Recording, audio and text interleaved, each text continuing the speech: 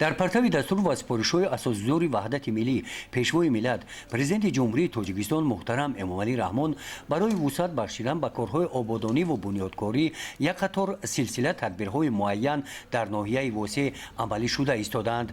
در نزد بینای کمیته اجرایی حزب خلقی دموکراتیک تاجیکستان در ناحیه واسع با اشتراک نعمتزاده فرزانه رئیس کمیته اجرایی حزب خلقی دموکراتیک تاجیکستان در ناحیه واسع، شمشیرزاده کاملجان چیله وکیل مجلس نمایندگان مجلس عالی جمهوری تاجیکستان و کارمندان مسئول حزبی معرکه شنانیدن نیالهای همیشه سبز به خاطر پاسداشتن خاطرات قهرمانان شجاع که روز 23 دکبر ضمن حمایت مرز و بوم وطن جان باختند برگزار گردید. قابل ذکر است که کارمندان حزبی در یک جایگی با وکیل واقعا مردمی شمشیرزاده کاملجان چیله در گرد و اطراف زمین نزد بینای معموری کمیته اجرایی حزب خلقی دموکراتیک تاجیکستان در ناحیه واسع درختان همیشه سبز شنانیدند.